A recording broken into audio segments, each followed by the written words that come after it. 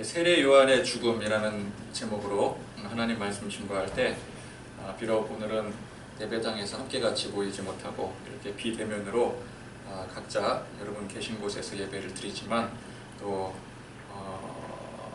주께로교회 우리 모든 성도들에게 하나님의 축복과 또 은혜의 역사가 각자 있는 곳에서 동일하게 나타나기를 간절히 소망합니다. 코로나 사태 이후에 가장 심각한 상태를 맞이해서 이렇게 또 초유의 비대면 예배를 드리게 되었습니다. 우리 교회가 보니까 주일날 물론 이제 주일날 예배당에서 예배드리지 못하고 다른 곳에서 예배드린 적은 제 생각에 한 2번 정도 있었던 것 같은데 모이지 못하고 이렇게 비대면으로 예배드리는 건 오늘이 처음이지 않겠습니까? 참 이게 초유의 사태가 이렇게 왔구나 그렇게 생각이 되고요.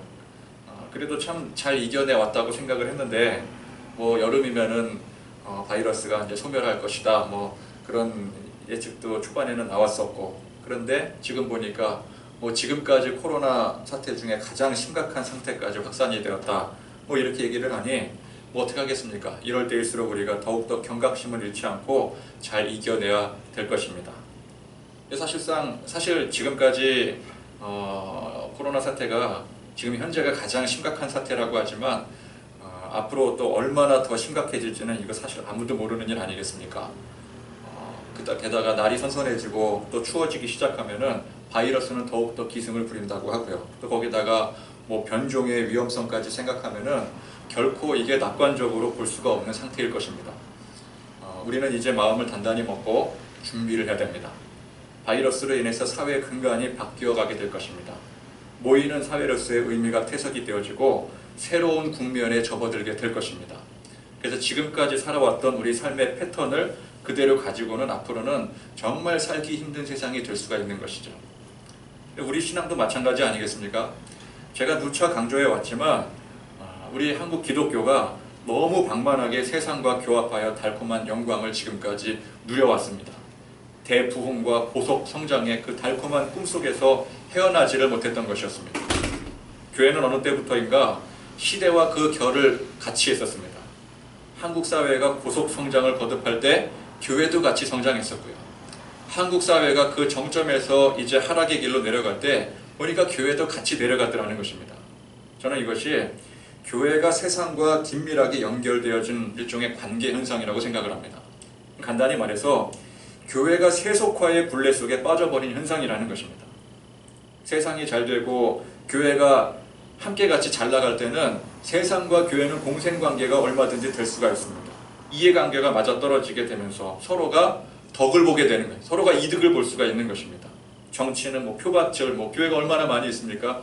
표밭을 확보할 수가 있을 것이고요. 교회는 또 그만큼 탄압 없이 또 탄탄대로로 성장할 수가 있는 그 배경이 되어지는 것입니다. 근데 이런 관계는 정상적인 관계가 될 수가 없어요. 조금만 수가 틀리거나 문제가 생겼을 때 이 관계는 당장에 균열이 발생하게 되는 것입니다. 이해관계로 맺어진 관계는 그게 틀어지면은 그 이해관계가 깨지는 거예요. 당연히 깨어지게 되어 있는 것입니다. 기독교가 정치와 교합하는 순간 이미 예고된 일이나 다름없던 것이었습니다. 정치권에서 교회를 잘 이용하다가 이게 안 될 것 같으면 바로 꼬리 자르게 들어가는 거예요. 지금은 분명히 위기의 때입니다. 위기의 때에는 생각을 달리해야 돼요. 그동안 굳어왔던 관념이 통하지 않는 것입니다. 세상이 바뀌는 데요. 그렇다면 우리는 우리가 생각해왔던 지켜왔던 그 관념대로 가면 안 된다는 얘기가 되는 거예요. 교회가 이전처럼 영광을 누리고 다시 이전과 같은 그 상태로 돌아갈 수 있으리라 라는 착각에서 우리가 빨리 빠져나와야 되는 것입니다. 제가 뭐 역사 이야기를 자주 하는데 그 이유는 역사야말로 인류의 행적을 여과 없이 그대로 보여주고 있기 때문에 그렇습니다. 자, 교회가 세속화에 빠져서 세상 속에서 영광을 누리게 될 때 그건 진짜 영광이 아니라 그렇게 보이는 거품이었습니다. 그럼 역사는 어때요? 항상 시대적 고난을 통해서 교회 안의 고난을 통해서 그 거품을 다 걷어가 버렸더라는 거예요. 그래서 교회의 고난이 다른 의미로 무엇입니까? 이 거품 빼는 작업입니다. 거품 빼는 작업. 우리는 현재만 생각하면 안 됩니다. 과거의 역사를 기억할 수 있어야 돼요. 반면교사 삼을 줄 알아야 됩니다. 그러면 지금 우리에게 임하는 이 고난의 의미가 무엇인가? 방만하게 퍼져나갔던 그 거품을 제거하는 게 지금 우리에게 임한 고난의 참 의미라는 거예요. 이거 역사를 통해서 우리가 알 수 있는 일 아니겠습니까? 성령님은 교회가 세상과 교합하여 세속화에 빠져 허우적대는 그 꼴을 그 무엇보다도 보기 싫어하세요. 이게 우상숭배와 다름없는 일이기 때문에 그렇습니다. 그래서 고난을 통해서 그 거품을 다 빼버리시고 교회를 다스리시는 거예요. 그럼 우리는 고난이 임할 때 어떻게 하면 되는가? 고난에 맞설 게 아니라 고난 가운데 나를 돌아보고 우리를 돌아보고 성령님이 우리 안에 원하시는 바가 진짜 원하시는 바가 무엇인가? 우리가 좋다고 쫓아가는 그 길이 아니라 성령님이 우리를 통해서 원하시는 그 뜻이 무엇인가? 그래서 우리는 성령님이 원하시는 그 뜻을 찾아서 신앙의 초심으로 다시 돌아갈 줄 알아야 되는 것입니다. 한껏 부풀어 있었던 그 거품들 그거 다 빼버려야 되는 거예요. 거품 빼라고 고난 주시는 거예요. 거품 빼야죠. 그래서 예전처럼 생각해서는 안 됩니다. 예전이 좋았는데 교회 열심히 찍고 뭐 사람들 그냥 바글바글 모여들고 뭐 화려한 행사에 집회 그냥 연일 그냥 막 사람들 문정성시를 이루었던 이전에는 당연하게 여겼고 행했던 일들에 대해서 지금 멈춰야 되는 거예요.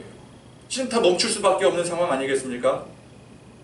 지금 어쩔 수 없이 다 멈춰야 되는 상황이에요. 그래서 멈추고 방점을 찍고 다시 생각을 해야 됩니다. 그러라고 고난이 임한 거예요. 여전히 그럼에도 불구하고 예전 방식 고수하려고 그래서 노심초사하고 그러면 안 됩니다. 이제부터라도 진리 안에서 우리가 정말 진리에 벗어나서 어떻게 돌아왔는지 진리 안에서 우리가 정말 제대로 나아가야 될 그 길을 찾아야 된다는 거예요. 이걸 우리가 지금 고민해야 될 때입니다.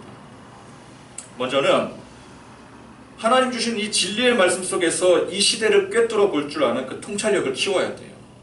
이건 목회자만 키워야 되는 게 아닙니다. 우리가 다 성도로서 세상을 살아가는데 이 험한 세상을 살아가야 되는데 우리 각자가 이 말씀을 통해서 통찰력을 키우셔야 돼요. 그건 누가 해주는 게 아닙니다. 지금은 특히 그럴 때입니다. 해왔던 것, 익숙한 것, 그거 잘하는 게 그게 능력이 아니에요. 지금까지는 배워왔던 거, 지금까지 해왔던 거, 그거 어떻게 하면 더 잘할까? 어떻게 하면 더 확장시킬까? 그게 능력이었지만 지금은 그게 능력이 아니에요. 그게 능사가 아닙니다. 지금은 다시 말씀으로 돌아와서 이 안에서 새로운 통찰력을 먼저 키워야 돼요.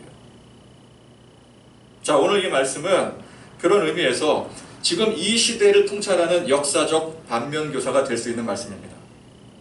예수님께서 공생의 활동을 시작하셨을 때는 유대교가 가장 활발한 전성기를 누렸던 시대였어요. 자, 이스라엘 민족이 바벨론 포로기를 겪기 전까지는 어떤 이 민족의 구심점이 될 만한 종교라는 게 사실상 없었습니다. 하나님을 믿는 유대인들, 하나님을 믿는 이스라엘이라고 했었지만 사실 이 유대인들은 하나님을 믿지를 않았었어요. 사사기 시대가 어떤 시대였습니까? 왕이 없어 제 멋대로 행했던 시대가 사사기 시대였어요. 하나님을 왕으로 인정하지 않았었어요. 모든 백성들이 우상숭배 자기 멋대로 행했던 시대가 사사기 시대였습니다. 왕정 시대는 어땠습니까? 그때는 더 심각했었죠. 이스라엘이 하나님을 믿는 나라인지 도대체가 이 바알과 아세라 우상을 섬기는 나라인지 분간이 되지 않을 정도였어요. 민족의 정체성이 다 없어졌어요. 하나님은 그런 이스라엘을 다스리시기 위해서 강력한 형벌을 내리십니다. 나라를 멸망시켜버리는 거예요. 상상조차 할 수 없었던 초유의 이 고난을 통해서 하나님은 잃어버린 신앙을 회복하게 하십니다. 그래서 이제 신앙이 회복되는 듯 싶었어요. 근데 그렇게 회복이 되어질 때 이전의 종교 방식, 생활 패턴 모든 것들이 다 바뀌어지게 되는 것입니다. 더 이상 이전에 했던 그 종교 방식으로 돌아가서는 안 되는 거예요. 완전히 바뀌게 되는 거죠. 이 개혁 아니겠습니까? 개혁. 자, 그리고 그렇게 고난 속에 꽃피운 신앙이 근데 그 신앙의 그 중심이 오래가지는 못했어요. 자, 이것이 점차 유대 사회 속에서 강력한 종교로서 군림을 하게 됩니다. 비록 나라는 로마의 속국이 되어 있었지만 사실 그 시대를 보면은 로마를 제외하고는 모든 나라 모든 민족들이 다 로마의 영향권 아래 있었던 시기였었어요. 근데 유대 민족은 그 가운데 로마로부터 정치적 자치권 및 종교적 자유를 보장받은 그런 어떻게 보면 환경적으로 나쁘다고 볼 수가 없었던 케이스였습니다.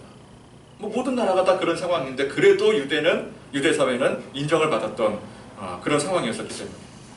근데 그런 배경 속에서 유대 사회가 곧 유대 유대교 종교였습니다. 종교가 곧 사회였었어요. 유대 사회의 지도자가 곧 유대교 지도자였습니다.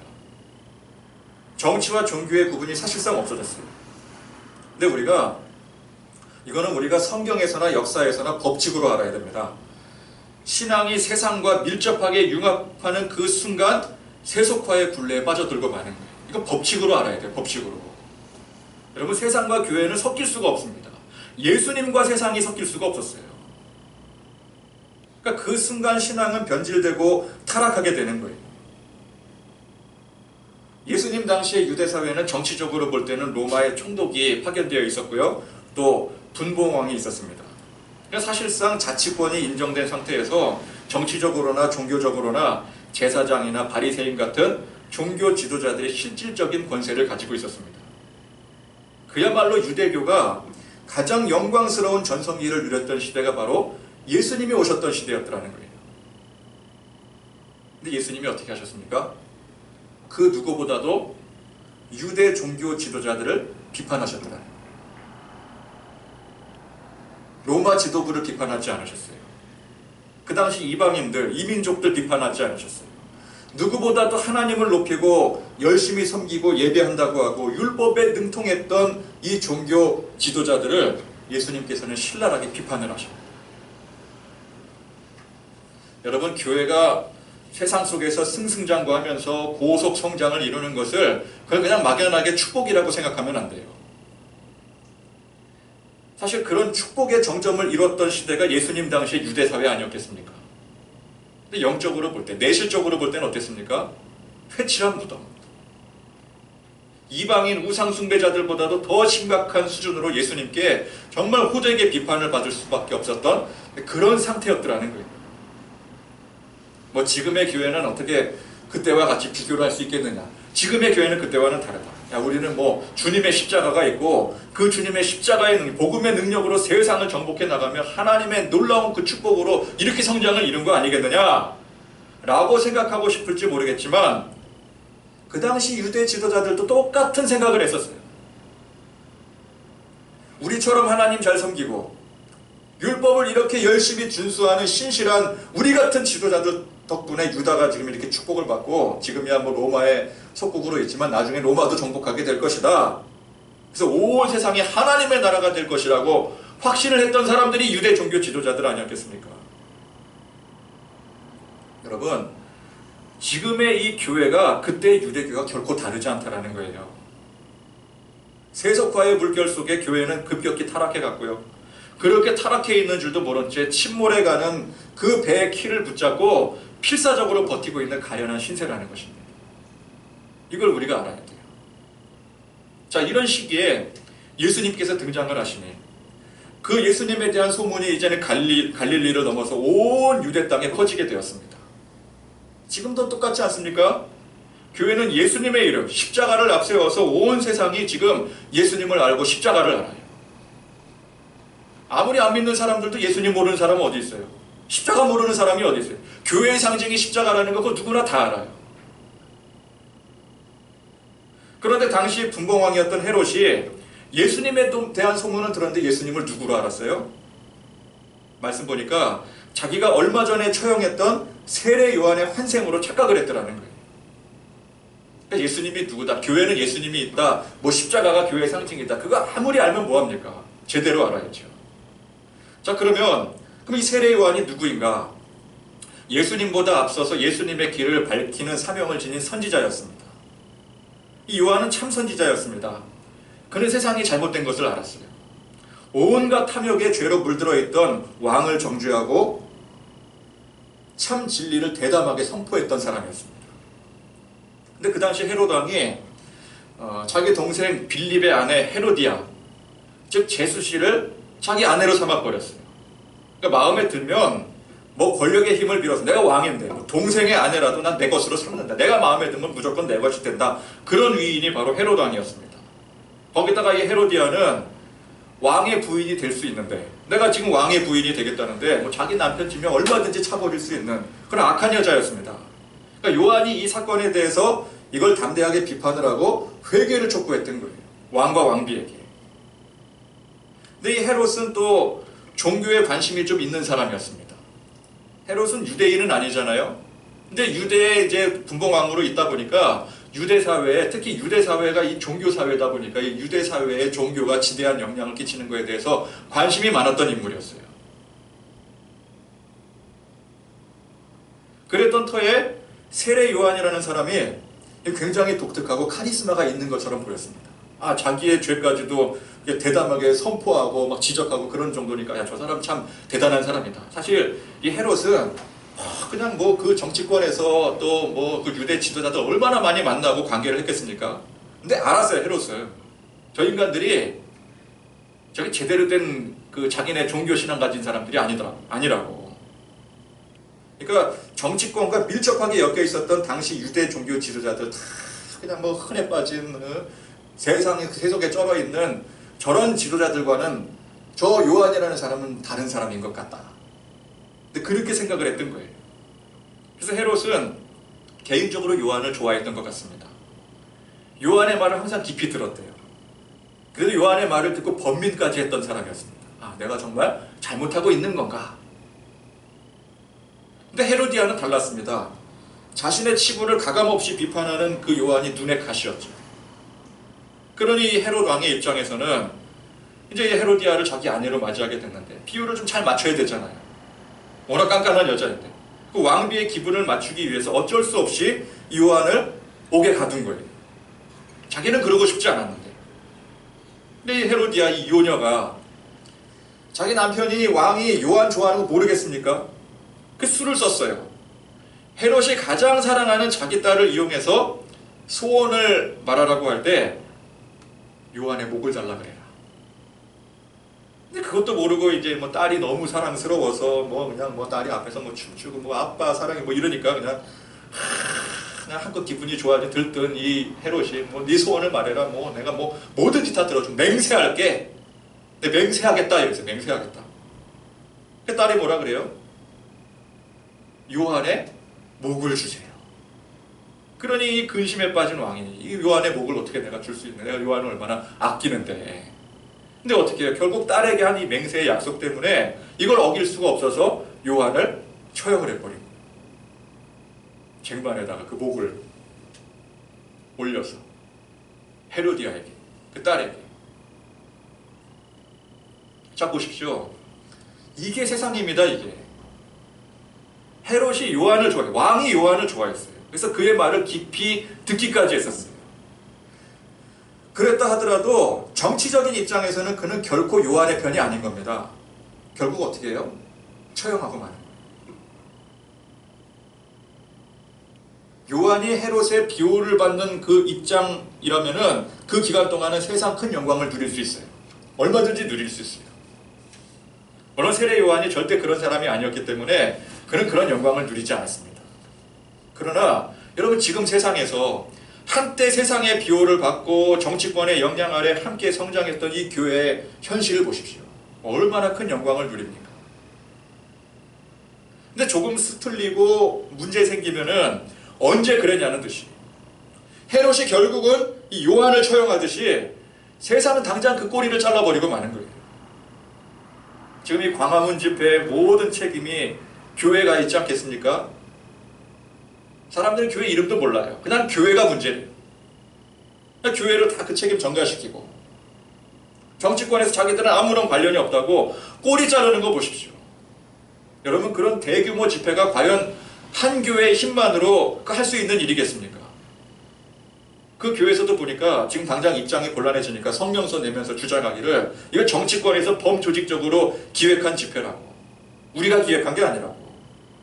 그러니까 그렇게 뭐 서로 뭐 비호받고 또 이용하고 이용당하고 그러다가 수가 완전히 틀어지니까 그냥 딱 꼬리 잘라버리는 거. 우리는 관계없다. 그래서 지금 뭐 그냥 교회만 완전 낙동강 오리알 신세가 돼버린 거잖아요. 그럼 누가 미련한 겁니까? 둘 다 미련한 거예요. 둘 다. 헤롯이 요한을 좋아했던 것처럼 세상이 교회를 좋아할 수 있습니다. 교회를 비호해 줄 수도 있고요. 그로 인해서 교회가 성장을 거듭할 수가 있어요. 그러나 헤롯은 결국 요한을 처형해 버렸더라는 것입니다. 요한은 초지일관 세속에 대한 관심도 없었고 헤롯이 자기를 좋아하든 싫어하든 오로지 진리의 복음만을 외칠 뿐이었어요. 그래서 요한은 그렇게 비참한 죽음을 당했어도 이 요한의 죽음은 영광스러운 죽음이 될 수가 있는 거예요. 거룩한 순교를 맞이하게 된 거예요. 그러나 여러분, 세상에서 영광 누릴 거 다 누리고, 그래서 그 영광 세상에서 누리는 건지도 모르고 하나님 안에서 더 큰 일 이룬다고 자화자찬하고 그 영광에 취해 있다가 그만 수가 틀려서 낙동강 오리알 신세 돼버리고 버림받게 될 때, 이거 얼마나 비참해지는 광경이에요. 여기에는 뭐 영광도 없고 거룩한 순교 뭐 그런 거 없는 거예요. 누가 뭐 순교했다 그래도 그 순교로 쳐주지도 않아요. 세상적으로 볼 때, 세상적인 관점에서 볼 때 요한은 한때의 일장 춘몽이었습니다. 예수님도 마찬가지였어요. 그 인기에, 한때 그 인기에 영앞에서 따라다녔던 그 많은 사람들, 그 일장 춘몽을 누리다가 나중에 세례 요한 죽었죠. 예수님 십자가에 못 박아 돌아가셨죠. 나중에 크게 자괴감을 느끼게 되는 겁니다. 요한의 제자들이나 예수님의 제자 다 그랬어요. 우리도 마찬가지 아니겠습니까? 교회가 한때 그 영광을 자랑하며 성장의 성장을 거듭할 때 그 영광과 그 인기의 영앞에서 몰려다니고 따라다녔던 사람들, 근데 그게 일장춘몽으로 끝나버릴 때 크게 자괴감을 느끼고 무너지게 되는 거예요. 내면부터 무너지게 되는 거예요. 이제 한국교회는 분명 그 정점에서 점점 지는 쪽으로 추락을 하고 있습니다. 근데 이게 어떤 관점에서 볼 때 그렇습니까? 세상적인 관점에서 볼 때 그런 거예요. 사람들이 지금은 이제 신천지보다 교회를 더 욕합니다. 이게 일시적인 현상일 뿐일까요? 아닙니다. 이제는 더하면 더했지 이게 결코 일시적인 현상이 아니에요. 교회는 잠깐 동안 세상과 규합하면서 큰 영광을 누려왔습니다. 그게 진짜 영광인 줄 알았어요. 근데 그 영광이 지금 무너지고 있잖아요. 불과 몇 개월 사이에 그냥 뭐 와르르 무너지고 있잖아요.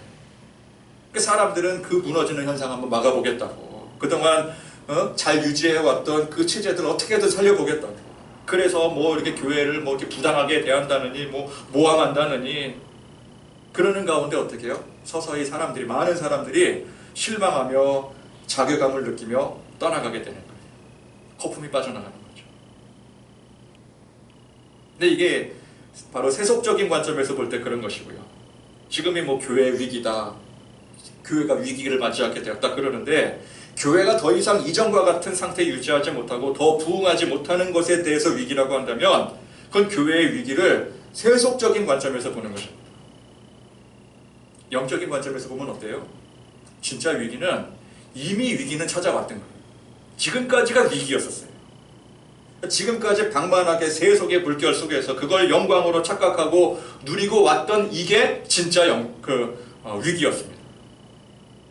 그래서 여러분, 교회가 지금 현재 함께 같이 모여서 예배 못 드리게 되었고, 또 밥도 같이 못 먹고, 뭐 전도는 지금 뭐 명함도 못 내밀잖아요. 지금 전도도 못해, 뭐 부흥도 힘들게 되고, 이게 위기가 아니에요. 그런 건 어떤 의미에서 다 허상일 뿐입니다. 함께 모여서 예배 드리지 못하고, 건물이 없고, 전도가 안 된다 하더라도 진짜 믿음, 우리 안에 이 진짜 신앙은 그 외형적인 데 있는 것이 아닙니다. 외형적인 것은 그것은 있으면 좋은 일이지만 그거 없어도 되는 거예요. 사실은 상황이 되지 않아서 없어도 되는 거예요. 교회의 대대적인 핍박이 시작되었을 때 정말 이 진짜 신앙 가진 사람들은 건물도 없었고 공식적으로 모일 수도 없었습니다. 그래서 어떻게 했어요? 무덤으로 들어갔어요. 각자가 있는 처소에서 목숨 걸고 예배를 드렸어요. 신앙 지켰어요. 그게 진짜였습니다. 그래서 우리는 왜 우리만 가지고 이러느냐, 뭐 식당도 폐쇄해야 되는데 왜 교회만 폐쇄를 하느냐, 뭐 왜 우리만 모여서 예배 못 드리게 방해하느냐, 뭐 코로나고 뭐고 우리는 무조건 뭐 모인다, 뭐 믿음으로 모인다, 뭐 부당한 대우다, 그럴 필요가 없어요. 지금이야 뭐 제발 부탁합니다, 좀 자제해 주세요, 그나마 신사적으로 나오지, 여러분 조금만 지나 보십시오. 아예 노골적으로 핍박을 가할 때가 머지않았습니다. 하루하루가 요즘 달라지더라고요. 하루하루가. 그럼 여러분 그때 가서도 뭐 억울하다고, 뭐 우리 권리 찾겠다고, 아직도 정신 못 차리고 예전 좋았던 그 시절 되찾겠다고 부르짖겠습니까? 여러분, 지금은 세상이 교회를 부당하게 대우한다느니 뭐 다시 우리의 권리를 되찾겠다느니 그럴 때가 아닙니다. 지금까지 우리가 어쩌면 당연하게 여겨왔고 자연스럽게 유지해왔던 이 모든 것들이 이게 다 어떻게 보면은 리셋이 되어야 될 때인지도 모릅니다. 아니, 그런 때입니다. 그래서 우리는 지금 현재 이 고난을 통해서 더욱더 성숙해질 수 있는 길을 찾아야 돼요. 지금까지 해왔던 길을 유지하는 게 아니라 그렇다고 해서 뭐 새로운 뭐 도전을 하고 뭐 새로운 아이디어를 창출해내라는 그런 얘기가 아니라 본질로 돌아와야 된다는 거예요. 우리가 잃었던 것을, 진짜 잃었던 것을 회복해야 된다는 거예요. 원망하고 분노하고 싸울 게 아니라 역사를 통해서, 말씀을 통해서 참 진리의 길로 돌아가야 될 그 길을 모색해야 될 시기인 것입니다. 세상과 싸울 시간에 우리 자신과 싸워야 되는 거예요.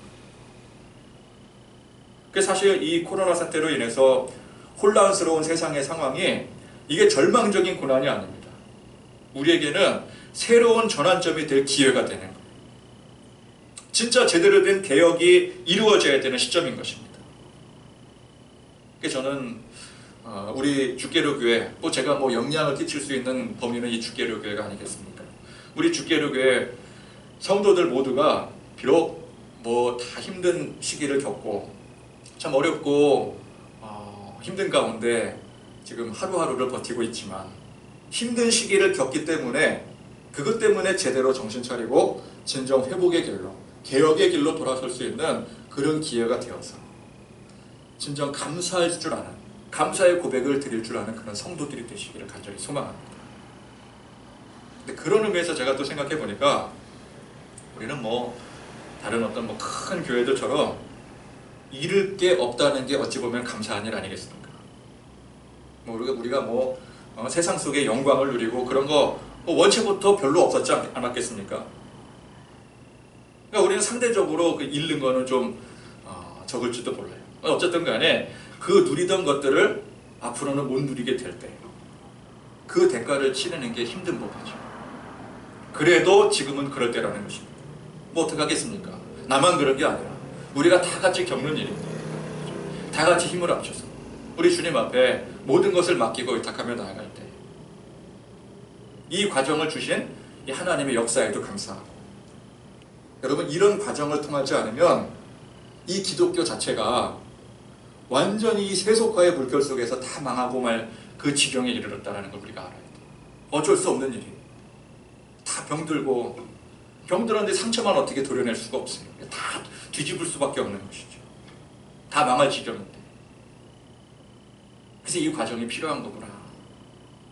성령님께서 교회를 아직도 포기하지 않으셨구나. 그래서 감사하실 수 있기를 바랍니다. 우리 삶도 마찬가지. 교회뿐만 아니라 우리 삶도, 각자의 삶도 이 기회에 다시 돌아보고 하나님 다시 찾고 신앙의 중심을 회복하고 말씀으로 돌아가고 너무 세상 속에 찌들어 있던 우리의 삶을 돌아보고, 교회도 마찬가지고,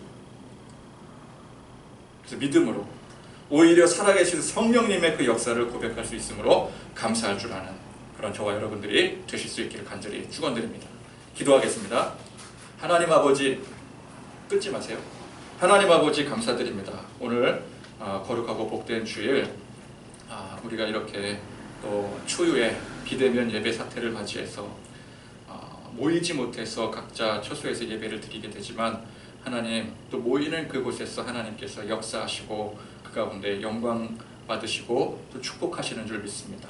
하나님, 어쩌면 우리는 지금까지 허울뿐인, 사실 중요하지 않은 것에 목매고 거기 목숨 걸고 매달려 왔는지도 모릅니다.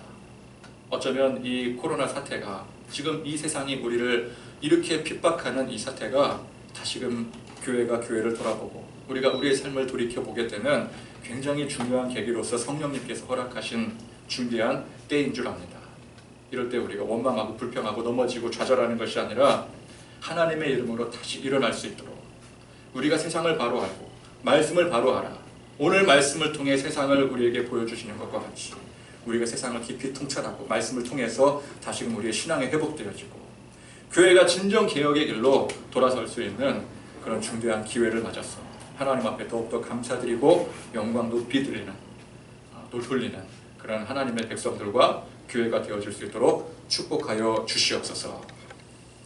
우리 주 예수 그리스도의 은혜와 하나님의 사랑과 성령의 교통하심이 고난의 세월 속에서 소망 가운데 인내하며 참 진리를 찾아 회복하기를 바라는 우리 모든 성도들 머리머리 위에 지금부터 영원토록 함께 하시기를 간절히 축원하옵나이다. 아멘.